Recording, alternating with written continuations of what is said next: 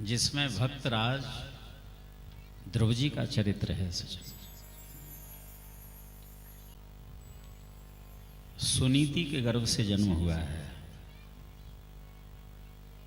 महाराज उत्तानपाद की एक दूसरी पत्नी है जिसका नाम है सुरुचि।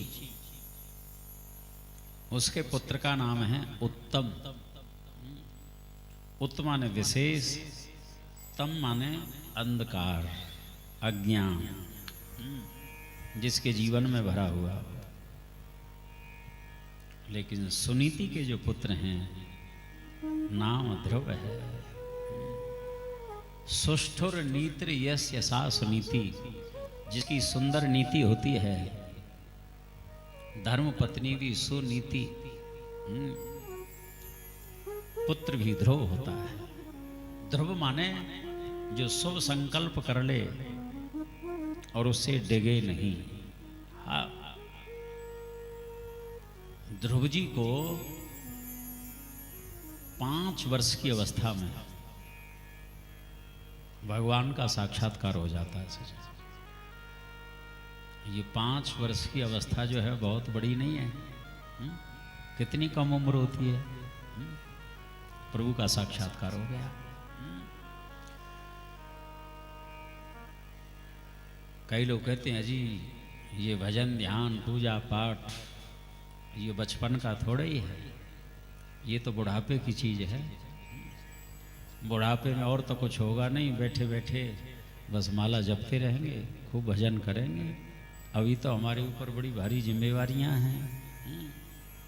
अरे सच्ची बात तो यह है, बुढ़ापे में अपने देह की भी सेवा संभव नहीं है। किसी देव की सेवा कैसे करेंगे हम? भक्ति के लिए भी शक्ति की जरूरत होती है। जब तक शरीर स्वस्थ है कर लो भजन, जीवन को सफल कर सकते हैं। क्योंकि खान पान वातावरण जो है दिनों दिन प्रदूषित होता चला जा रहा है। सही माने कलयुग का जो प्रभाव है पल पल क्षण क्षण बढ़ रहा है।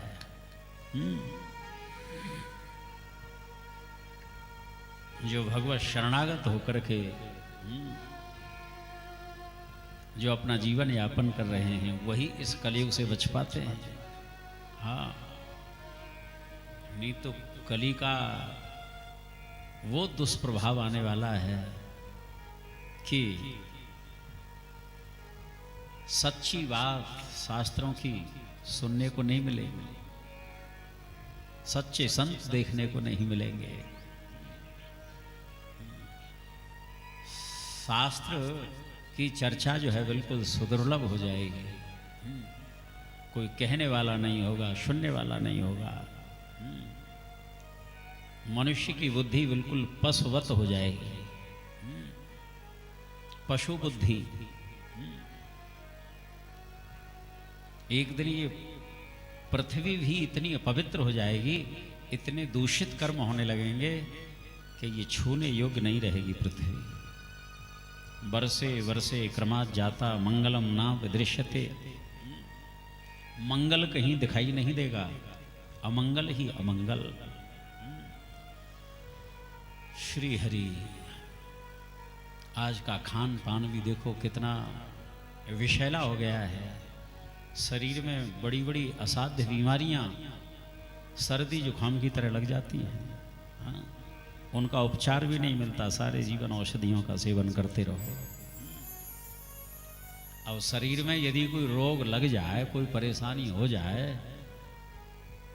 अब चिंतन जो है भगवान का होगा कि उस रोग का होगा? उस रोग का ही हर पल चिंतन होता है। किसी को शुगर है, बीपी है, न जाने क्या क्या बीमारियां चली जाए।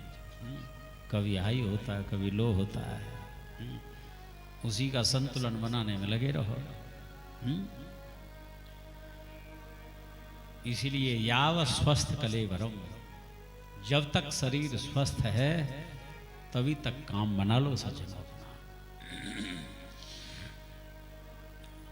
बुढ़ापे में अपने स्वयं की शरीर की भी रक्षा करने में हम असमर्थ हो जाते हैं। इसीलिए अब देखो, अब ये शरीर परमात्मा की अहित की कृपा करुणा से हमको मिला है। कब हो कि कर करुणा नर देही और देत ईस बिन हेतु सने ही। और ये शरीर भी क्षण भंगुर है। क्षण माने क्षण और भंगुर माने भंगु माने नष्ट होना। क्षण क्षण नष्ट हो रहा है, परिवर्तन हो रहा है, इसमें नाश की ओर सरक रहा है। देहिनोस्मिन् थ्या देहे कौमारम यौवनम जरा। हमारी शिशु अवस्था जो होती है अथवा कुमार अवस्था जो होती है, पौगंड अवस्था उसको खा जाती है।